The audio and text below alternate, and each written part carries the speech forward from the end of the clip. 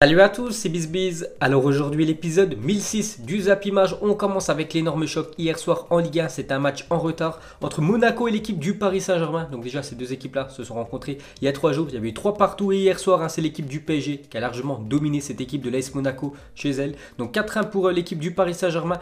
Kylian Mbappé inscrit un doublé, Neymar sur penalty, Pablo Sarabia qui rentre en cours de jeu je crois sur son premier ballon. Il inscrit directement un but. Le milieu espagnol contre un but de Bakayoko. Donc le PSG l'emporte dans ce choc facilement. Ensuite, pour continuer avec le Paris Saint-Germain, donc devant, tout va bien, toute compétition confondue, au moins 3 buts marqués lors des 9 derniers matchs pour le Paris Saint-Germain. Mais c'est surtout sur cette année 2020, ils ont fait 4 matchs les Parisiens et c'est quand même déjà 19 buts inscrits en seulement 4 matchs pour le PSG, quand on est en ultra forme en ce début d'année. Ensuite, on va parler de Neymar qui est très bon actuellement. Neymar très fort, que ça soit niveau offensif ou même niveau défensif. Il fait les efforts. Neymar, on sait que quand il joue au Barça ou même quand il est arrivé au PSG, il défendait jamais. Et depuis quelques matchs, il défend beaucoup, donc plus tranchant, plus inspiré, plus efficace et plus impliqué. Donc Neymar affiche un niveau global en forte hausse depuis quelques semaines. C'est vrai que Neymar est très bon et en marquant 8 buts en 8 matchs consécutivement, Neymar égale le record difficile de la légende Carlos Bianchi et de Kylian Mbappé. Donc sur les 8 derniers matchs de Neymar, à chaque fois, il a marqué au moins un but dans la rencontre. Le dernier match qu'il n'avait pas marqué, c'était la deuxième mi-temps qu'il avait effectué contre le Real Madrid. Vous vous souvenez, quand il était revenu de blessure, il n'était pas titulaire. Ce match de Ligue des Champions contre le Real Madrid, il avait joué en deuxième mi-temps, il n'avait pas marqué. Et depuis, à chaque match de Neymar avec le Paris Saint-Germain, à chaque fois, il a été buteur, le Brésilien. Ensuite, pour continuer avec lui, donc c'est quand même 5 passes décisives en Ligue 1 cette saison. Hier, il en a fait une. Et quand même, ces 5 passes ont été toutes pour le joueur français Kylian Mbappé. Ensuite, on revient sur Mbappé, c'est quand même 12 buts lors de ses 10 derniers matchs. Donc les deux stars du Paris Saint-Germain, donc Neymar très fort ces temps-ci. Et Mbappé, c'est la même chose, décisif à chaque match. Hier, doublé pour l'attaquant français. Donc Kylian Mbappé, 21 ans, sous les couleurs du Paris Saint-Germain, c'est quand même 109 matchs, 81 buts. C'est quand même incroyable le nombre de buts qu'a déjà inscrit Kylian Mbappé. 43 passes décisives, des stats exceptionnelles. Ensuite, une déclaration de Kylian Mbappé à la fin de la rencontre. Il y a encore un journaliste qui a posé une question à Kylian Mbappé. Il lui a parlé des 4 fantastiques, donc Neymar, Mbappé, Icardi et Di Maria. Mais voilà, Mbappé a un peu mis les choses au clair. Il a dit: je pense qu'on parle un peu trop des 4 de devant. J'ai l'impression qu'on joue à 4 dans une équipe de 5. On joue à 11. Voilà, donc il a un peu rectifié la chose. Kylian Mbappé dit bien sûr que le PSG est une équipe. Il y a 11 joueurs et c'est pas juste 4 joueurs qui composent cette équipe du Paris Saint-Germain. Donc très belle réponse de Mbappé. Il a aussi répondu par rapport à sa célébration du deuxième but. N'oubliez pas que Monaco, c'est son club formateur. Donc hier, il inscrit un doublé. Le premier but de Kylian Mbappé, il n'a pas célébré son but. Voilà, parce que par respect à son club de Monaco. Mais le deuxième but, il a dit: je l'ai célébré. Il y a eu des insultes. Il fallait répondre. Parce qu'il a entendu beaucoup de sifflets de la part des supporters de Monaco et des insultes. C'est pour ça qu'il a fait sa célébration de croiser les bras. Ensuite, on continue avec Mbappé, toute compétition confondue. Cette fois-ci, cette saison, c'est quand même 22 matchs, 21 buts pour Kylian Mbappé, 10 passes décisives. Incroyable les stats de l'attaquant français. Ensuite, on quitte la France, direction l'Angleterre. On va juste parler d'un petit match. C'était de la Coupe d'Angleterre hier entre Manchester United et Wolverhampton. On peut voir que c'est United qui s'est imposé contre les Wolves 1-0 et c'est Mata qui a inscrit l'unique but de la rencontre. Ensuite, cette fois-ci, direction l'Italie. Il y avait de la Coupe d'Italie hier, Juventus Udinese. La Juve sans Cristiano Ronaldo qui était forfait pour cette rencontre. Donc la Juventus facilement s'est imposé 4-0 contre l'Udinese. On peut voir que Higuain a inscrit un but, Dybala un doublé et Douglas Costa un but sur penalty. Ensuite, cette fois-ci, on va parler de l'AC Milan qui joue aussi en Coupe d'Italie contre l'Aspal et sans Zlatan Ibrahimovic qui était sur le banc. Voilà, s'il y aurait eu souci dans le match, si vraiment l'AC Milan aurait galéré, je pense qu'il serait rentré. Mais vu que l'équipe s'est imposée 3-0, donc il n'est pas rentré. On peut voir qu'il y a un buteur français hier, c'est Théo Hernandez qui a encore marqué un but cette année avec son club du Milan AC.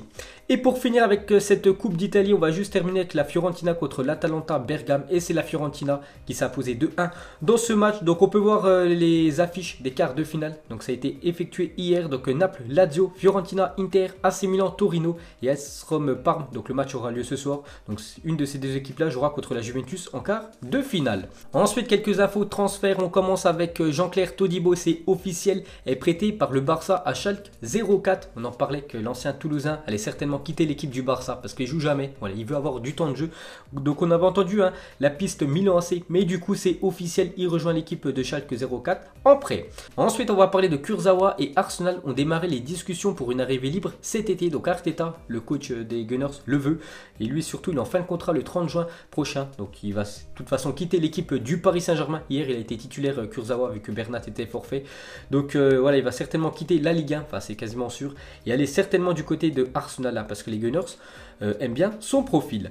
Ensuite on continue avec un autre joueur du Paris Saint-Germain qui est ciblé, c'est Thomas Meunier. Donc n'arrivant pas à boucler les dossiers Cancelo et Andrich, le Bayern Munich va s'attaquer au dossier menant à Thomas Meunier libre en juin prochain. Donc lui aussi il est en fin de contrat, il y a pas mal de Parisiens qui sont en fin de contrat en juin prochain. Donc on a parlé de Kurzawa, Cavani, il y a aussi Thiago Silva et aussi Thomas Meunier qui est en fin de contrat l'été prochain. Donc lui on peut voir que l'équipe du Bayern Munich est intéressée par son profil.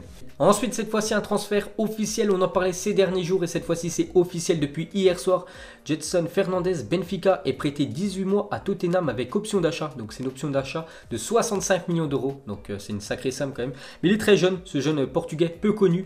Mais il est très bon du côté du Benfica. Je sais que Lyon était intéressé par son profil. Mais lui il voulait rejoindre la Première Ligue. Donc c'est officiel, il rejoint l'équipe de Tottenham.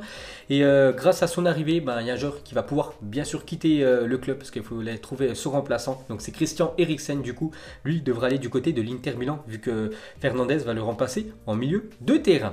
Ensuite, regardez la une journal Marca et ça parle du transfert de Van de Beek ficelé. Le transfert sera officialisé en juin pour 55 millions d'euros. L'accord avec le joueur a été conclu en août dernier. L'Ajax a rejeté des offres de Manchester United et de Tottenham car le club a déjà trouvé un accord avec le Real Madrid. Donc Van de Beek a été énorme la saison dernière en Ligue des Champions avec son équipe de l'Ajax Amsterdam, donc il devrait rejoindre l'équipe du Real Madrid l'été prochain. Donc c'est toujours pas officiel, mais ça devrait se faire hein, d'après les journaux espagnols.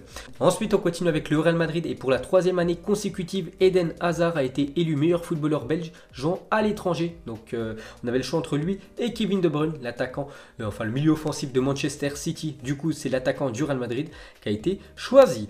Ensuite, on peut voir que Fede Valverde a été élu madrilène du mois de décembre. Hein. Félicitations au jeune Uruguayen, vraiment révélation cette saison du côté du Real Madrid. Donc il remporte ce trophée du meilleur joueur du mois de décembre avec cette équipe du Real Madrid. Ensuite, pour continuer avec lui, donc on peut voir qu'il écope que d'un match de suspension suite à son expulsion après son tacle dimanche contre l'équipe de l'Atlético Madrid en finale de Supercoupe. Hein. Vous vous souvenez, Morata file au but et lui, dernier défenseur, il le tacle par derrière. Carton rouge directement, il prend seulement un match de suspension. Donc il loupera le match ce week-end contre l'équipe du FC Séville. Ensuite, cette fois-ci, on connaît la sanction de Pierre-Emerick Aubameyang. Donc lundi dernier, je vous ai montré sa grosse faute qu'il avait fait sur Max Meyer. Il a pris carton rouge direct. Donc lui écope de 3 matchs de suspension pour le Gabonais.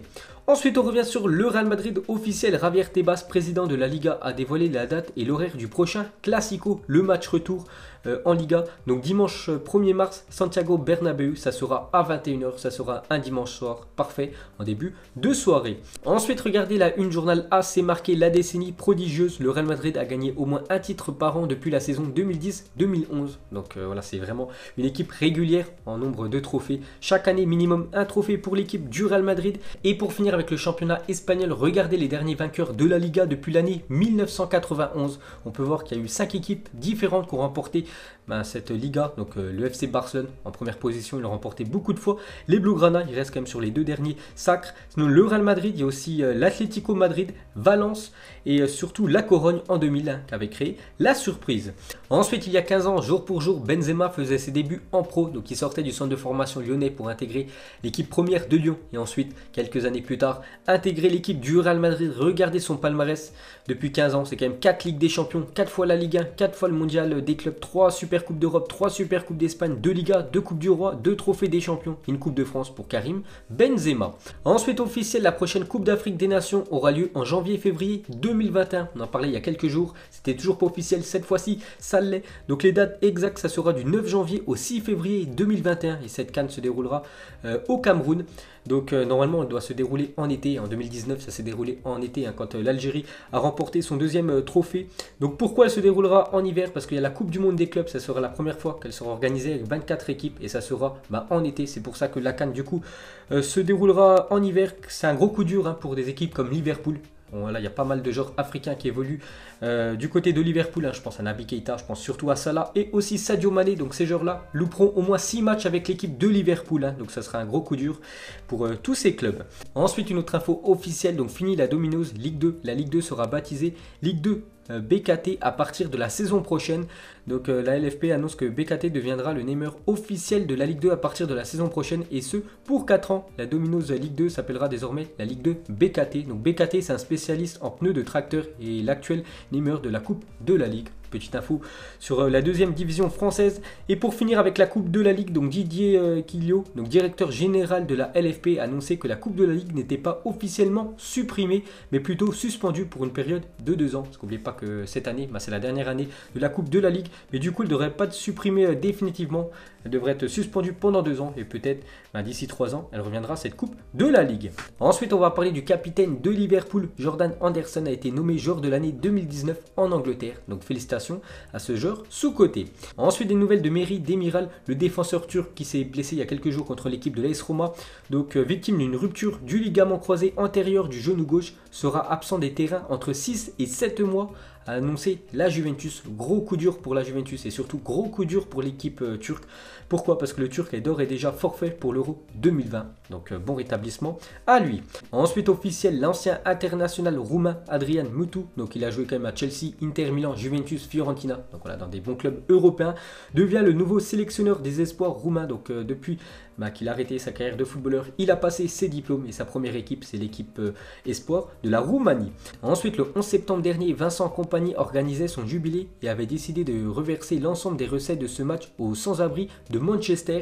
Cette semaine, le maire de Manchester a annoncé que le match de charité de Kompany a aidé à réduire le nombre de SDF à Manchester de 37%.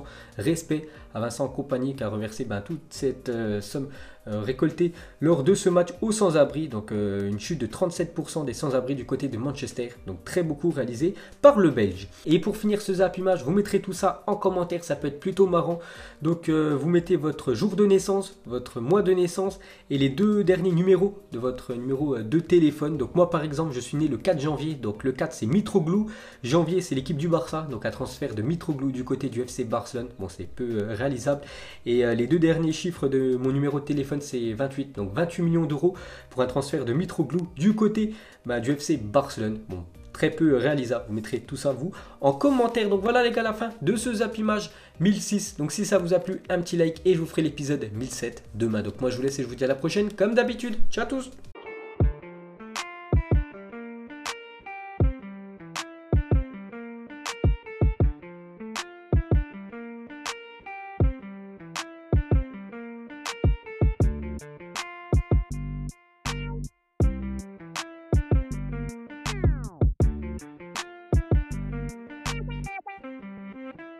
Non-formidable.